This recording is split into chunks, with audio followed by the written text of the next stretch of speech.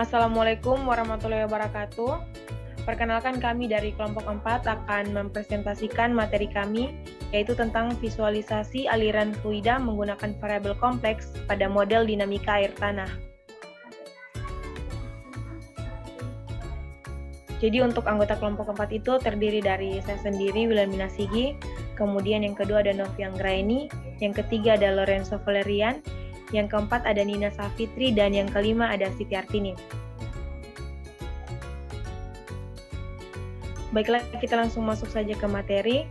Untuk pendahuluan, jadi dinamika fluida merupakan salah satu cabang ilmu yang mempelajari perilaku zat, cair, dan gas dalam keadaan diam dan bergerak, dan interaksinya dengan benda lain. Salah satu aspek penting dalam dinamika fluida adalah visualisasi aliran. Dalam hal ini akan dilakukan visualisasi aliran fluida pada model aliran air tanah. Terdapat beberapa metode yang telah digunakan dalam melakukan pemodelan visualisasi. Salah satunya yaitu metode variabel kompleks. Metode variabel kompleks sangat baik digunakan dalam mempelajari aliran fluida.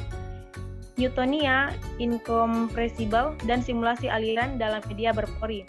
Metode ini menggunakan hasil-hasil dari teori bilangan kompleks untuk mendapatkan solusi dari alirannya. Keuntungan menggunakan variabel kompleks dalam visualisasi aliran adalah memudahkan untuk mencari solusi aliran incompressible dua dimensi, karena tidak perlu menyesuaikan persamaan diferensial parsial sebagai dalam metode lainnya.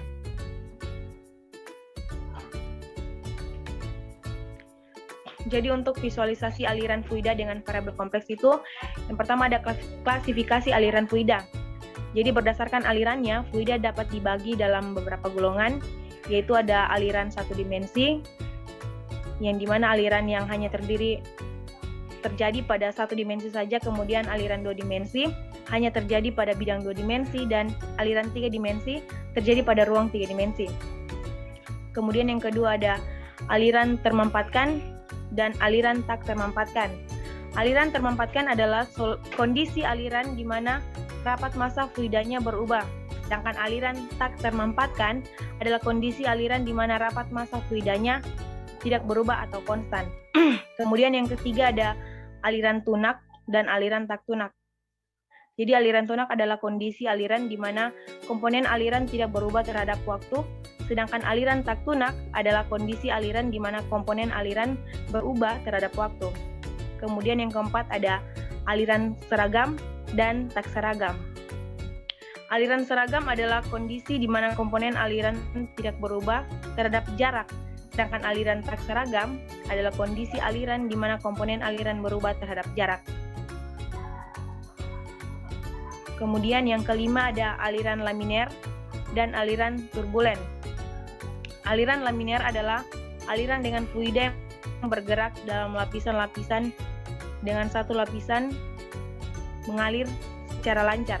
Sedangkan aliran turbulen adalah aliran di mana pergerakan partikel-partikel fluida tidak menentu karena mengalami percampuran serta putaran partikel antar lapisan yang mengakibatkan saling tukar momentum dari satu bagian fluida ke bagian fluida yang lain dalam skala besar.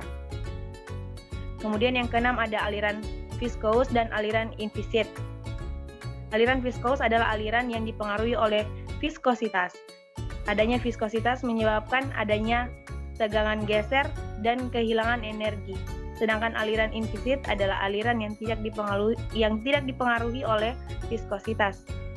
Kemudian yang terakhir ada aliran rotasi dan aliran tak rotasi. Aliran rotasi adalah aliran di mana nilai rotasinya atau setiap komponen vektor rotasinya tidak sama dengan 0. Sedangkan aliran tak rotasi adalah aliran di mana nilai rotasinya atau setiap komponen vektor rotasinya sama dengan 0. Untuk aliran tak rotasi dua dimensi, dia dirumuskan sebagai du Vx per dx per du x dikurang du Vy per du y sama dengan 0. Kemudian materi yang selanjutnya akan dijelaskan oleh teman saya, Siti Artini. Saya persilakan. Baik, terima kasih. Selanjutnya bagian B adalah persamaan kontinuitas. Persamaan kontinuitas diperoleh dari hukum kerutalan massa fluida. Persamaan kontinuitas menyatakan Persyaratan bahwa suatu fluida harus kontinu serta masa fluida bersifat kekal. Du Y per du X ditambah du rho Vx per du X ditambah du rho Vy per du Y ditambah du rho Vz per du Z sama dengan 0. Persamaan di atas merupakan persamaan kontinuitas fluida. Untuk aliran incompressible di mana rapat massa konstan, persamaan kontinuitas menjadi du Vx per du X ditambah du Vy per du Y ditambah du Vz per du Z sama dengan 0.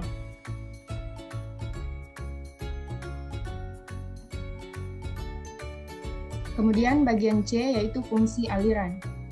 Fungsi aliran merupakan fungsi matematik yang tidak dapat diobservasi secara langsung di dunia nyata, tetapi sangat baik untuk perhitungan dan visualisasi aliran dua dimensi. Bersama dengan potensial, fungsi aliran memungkinkan melakukan visualisasi bentuk aliran yang sulit dihasilkan dengan metode lain. Dalam aliran dua dimensi, persamaan-persamaan untuk garis arus bisa dijelaskan dengan fungsi aliran. Harga-harga fungsi aliran psi yang berbeda menyatakan garis arus yang berbeda pula. Garis arus atau streamline merupakan garis yang setiap saat menjadi tempat sambungan vektor-vektor kecepatan.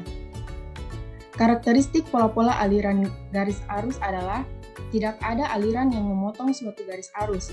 Jarak garis arus berbanding terbalik dengan kecepatan, sehingga semakin sempit jarak antara garis arus menunjukkan kecepatan yang besar dan garis arus tidak saling berpotongan.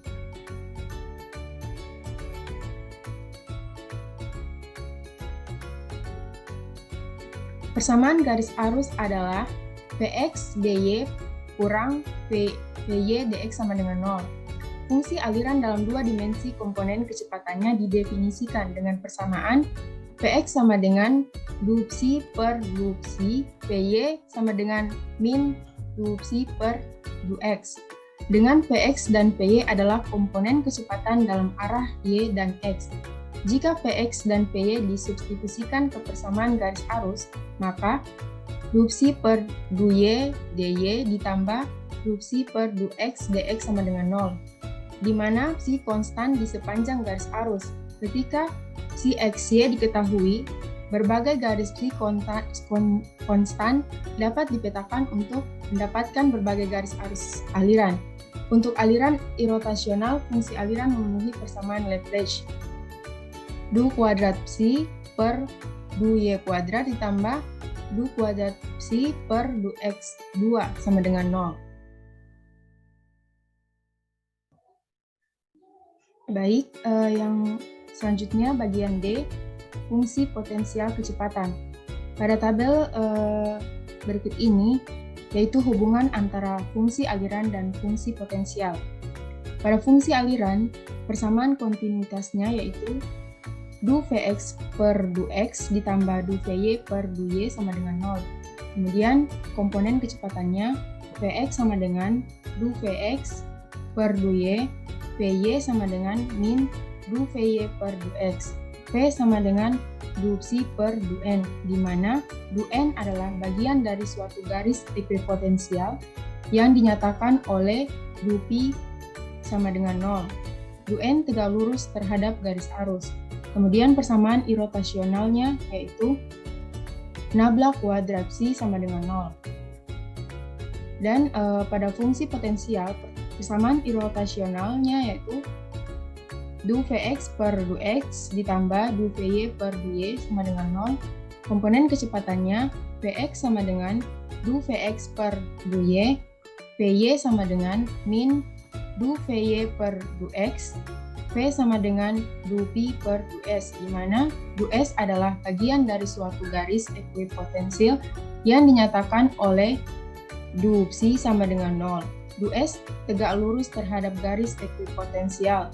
Persamaan kontinuitasnya yaitu nabla kuadrat pi sama dengan 0. Selanjutnya akan dilanjutkan oleh teman saya Novi Anggraini.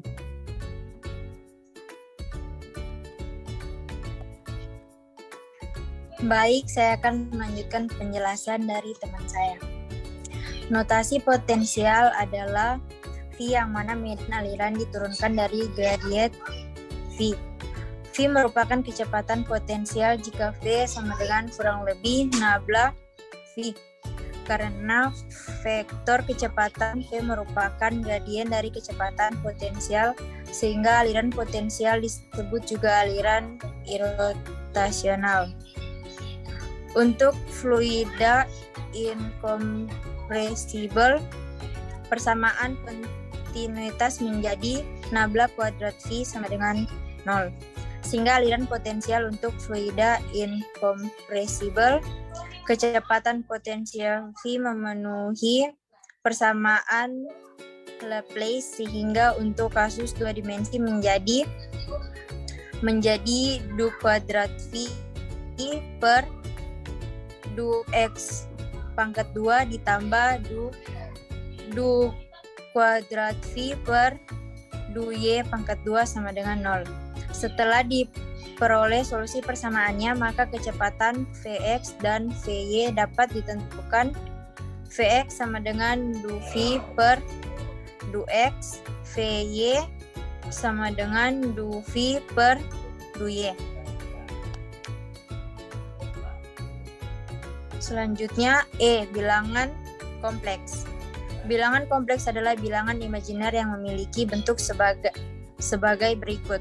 Z sama dengan X tambah Y, di mana X dan Y adalah bilangan real, sedangkan I adalah bilangan imajiner dengan sifat I kuadrat sama dengan minus 1. Operasi bilangan kompleks sama seperti operasi aritmatika biasa, yaitu penjumlahan, pengurangan, perkalian, dan pembagian seperti bilangan real. Namun bilangan kompleks juga mempunyai sifat-sifat tambahan yang unik, misalnya pada setiap bilangan aljabar polinomial, bilangan real memiliki solusi bilangan kompleks, tidak seperti bilangan real yang hanya memiliki sebagian. Bilangan kompleks Z sama dengan X tambah Y merupakan spesifikan bilangan real XY, sehingga bilangan kompleks mempunyai hubungan satu-satu dengan titik pada satu bidang.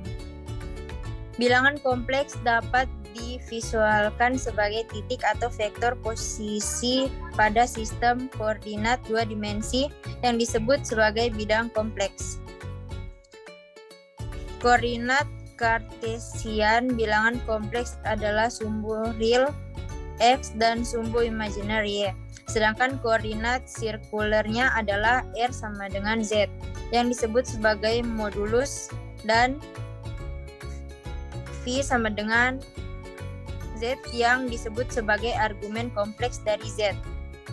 Setelah dikombinasikan dengan rumus Euler, diperoleh Z sama dengan R cos theta ditambah I sin theta sama dengan RE pangkat I theta. Argumen kompleks merupakan unik modula 2pi, sehingga jika terdapat dua nilai argumen kompleks yang berbeda sebanyak kelipatan bilangan bulat dari 2pi, maka argumen tersebut sama atau ekivalen. Dengan menggunakan identitas trigonometri dasar, diperoleh sin theta sama dengan E I pangkat theta dikurang E minus I pangkat theta per 2I. Kemudian cos theta sama dengan E I pangkat theta ditambah E minus I pangkat theta per 2. Penjumlahan dua bilangan kompleks sama seperti penjumlahan vektor dari dua vektor, dan perkalian dengan bilangan divisualisikan sebagai rotasi dan pemanjangan secara bersamaan. Perkalian dengan I adalah rotasi 90 derajat berlawanan arah jarum jam pi per 2 radian. Secara geometris, I kuadrat merupakan 2 kali rotasi 90 derajat yang sama dengan rotasi 180 derajat pi radian. Baik, selanjutnya akan dilanjutkan teman saya, yaitu Nina Safitri. Lanjutkan pada bagian F, yaitu persamaan Cauchy.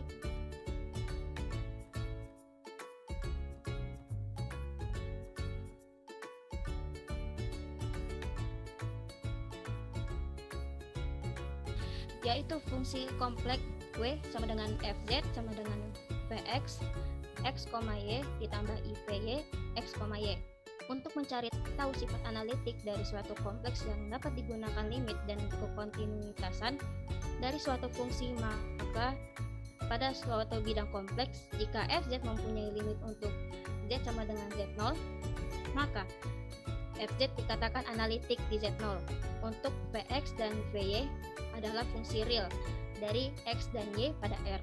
Syarat yang dibutuhkan adalah bahwa Vx dan Vy memenuhi persamaan Cauchy-Riemann, yaitu du Vx per du X sama dengan du Vy per du Y, d du Vx per du Y sama dengan minus du Vy per du X.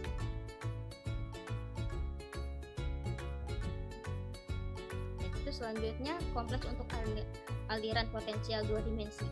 Solusi aliran potensial dua dimensi dapat diperoleh dengan potensial kompleks menggunakan variabel kompleks dengan kondisi sebagai berikut. Yang pertama adalah aliran fluidanya dua dimensi, lunak dan irotasional. Kedua, fluidanya inkompresibel sehingga mengikuti persamaan kontinuitas untuk fluida inkompresibel. Yang ketiga adalah diasumsikan fluidanya tidak memiliki viskositas mengikuti sifat fluida ideal. Yang keempat adalah fungsi kecepatan potensial P dan fungsi aliran C dihubungkan dengan persamaan Cauchy-Riemann sehingga menjadi sebagai berikut. Du P per du X sama dengan du C per du Y, du P per du Y sama dengan du C per minus du C per du X. Persamaan ini menjelaskan kondisi yang harus dipenuhi oleh sebuah fungsi Fz apabila fungsi tersebut adalah fungsi analitik dengan Fz sama dengan Vx, y ditambah isi x, y yaitu Zx ditambah y.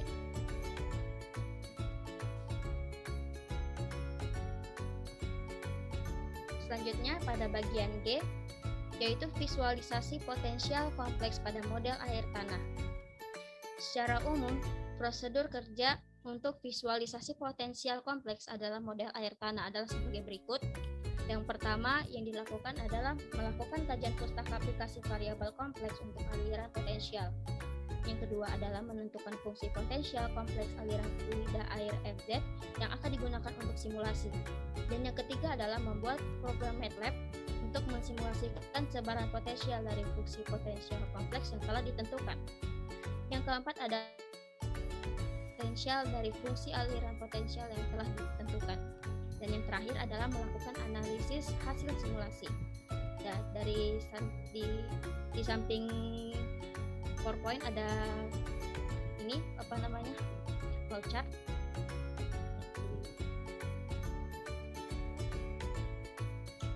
Baik, selanjutnya akan dilanjutkan teman kami Lorenzo. Dipersilakan. Selanjutnya adalah hasil. Dalam hal ini dilakukan simulasi aliran potensial fluida dua dimensi untuk kasus sistem sumur dengan beberapa variasi laju pemompaan. Jumlah sumur yang digunakan adalah 3 sumur. Simulasi dilakukan dengan menggunakan fungsi potensial kompleks untuk aliran dasar dan sumur dengan persamaan sebagai berikut. Dasar flow-nya adalah F1Z sama dengan negatif vektor Q0Z. Dengan well-nya adalah fungsi kedua Z yaitu sama dengan Q per 2Pi dikali dengan ln Z dikurang ZI. Dengan Z sama dengan X tambah IY. Fungsi kedua Z merupakan fungsi untuk jenis aliran sumber atau source flow dengan asumsi bahwa aliran sumber adalah sumur pemompaan. Q adalah laju pemompaan pada sumur, sedangkan ZI adalah posisi sumur dalam bilangan kompleks. Dalam visualisasi juga menggunakan metode mirror yang posisinya ditentukan dengan fungsi conjugate kompleks dari bilangan kompleks.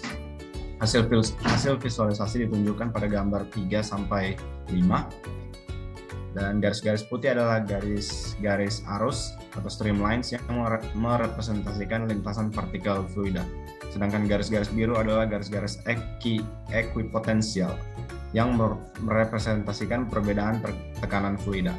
Panah hitam merupakan medan aliran, dan garis-garis arus dan garis-garis ekipotensial selalu saling tegak lurus. Perbedaan warna menunjukkan sebaran potensial dengan warna merah untuk potensial tertinggi dan warna biru potensial terendah.